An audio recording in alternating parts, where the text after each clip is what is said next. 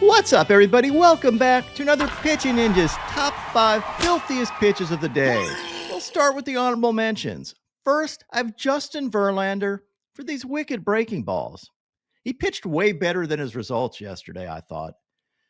Next, Tyler Glasnow for just being back and touching 100 on this foul ball. Welcome back, Tyler Glasnow, you filthy beast, you. Is that a good thing?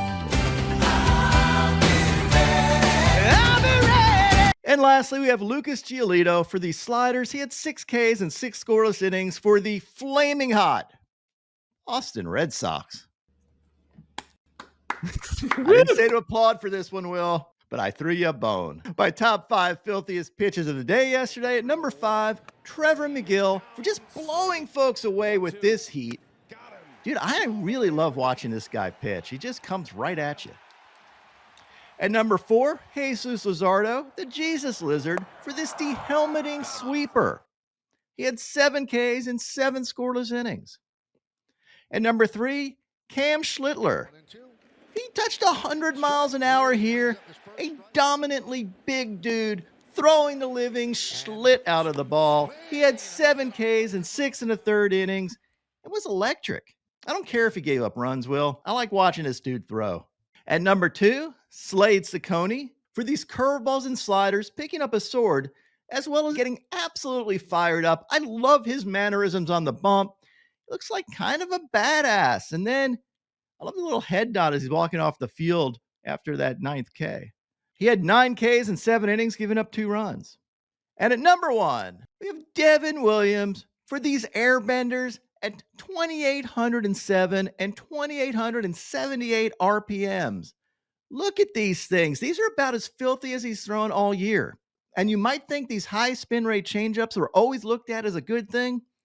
Well, hearing from Devin Williams, it definitely was not. Scouts thought it was a bad pitch because of the spin rate. Actually, I'm pretty sure that my changeup was looked at as a bad pitch for a long time because I had a high spin rate, and it was just assumed that that was a bad thing. But it actually turns out it's a pretty good thing because it's different than everyone else.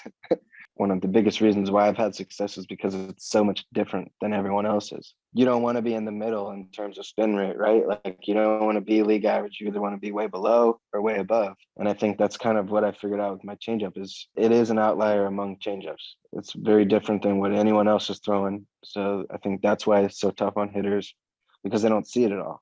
Now on to Ninja Notes. Mackenzie Gore had 7 Ks and 6 innings, giving up 1 run. Jose Quintana had 5 Ks and 5 innings, giving up no earned runs and only 2 hits. Adrian Hauser had 2 Ks and 7 innings, giving up 1 run. He faced Eric Lauer, who had 7 Ks and 4 innings, giving up 2 runs. All-star Andrew Abbott had 5 Ks and 7 2/3 innings, giving up 1 run. His ERA now 2.07. David Uncle Festa had 3 Ks and 5 1/3 innings, giving up 2 runs. Brandon Walter had 7 Ks and 6 innings, giving up 2 runs on 2 hits. And those 2 hits were home runs, so you know the rules. They don't count. Basically a no-hitter. Brandon Fott had 4 Ks and 8 innings, giving up 2 runs. And Bryce Elder had 7 Ks and 6 2/3 innings, giving up 2 runs.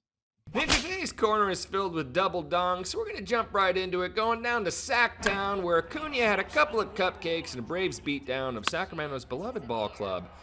And add insult to injury, Ronald threw grenades at the fans. But transverse to the map, right to the Big Apple, where Chisholm pulled out the jazz flute in the 3rd and then gave the audience an encore in the 5th, in an unfortunate Yankees W. But back out west, where Mike Trout tried a few local fish tacos, and then Jorge Soler had the game-winning whack in the 8th to give the Angels fans something to be happy about for once. But over to KC, where the Royals pounded the Pirates because Salvi Perez had a pair of pimp jobs of paramount importance, including this 8th inning game winner, which could be the dong of the day, but I'm giving it to Jack Caglione for jacking this ball 466. Not only did Jack Tawney pitch in college, which is where he got his nickname, but he used to absolutely abuse baseballs, including this 516-footer. That's right, 516 feet. This is just what he does. He destroys baseballs, and this one got him done. And now, my pitching ninja moment of zen. thought I'd break down Tyler Glasnow's shoe tying mechanics. I mean, it's really complicated here. I also did this comparison with Shohei Ohtani's shoe tying mechanics. You can see how much more efficient Ohtani is here, where Glasnow, kind of a mess. He is on a weighted shoelace program, though. I expect him to tighten up these mechanics. My picks of the day today are a 3-leg parlay. I'm going to take Charlie Morton for 5Ks or more, then take Nick Lodolo for 6Ks or more, and top it off with Spencer Strider for 7Ks or more. And then I'm going to add in my 30% profit boost to boost my profits by 30%. What would your picks of the day be?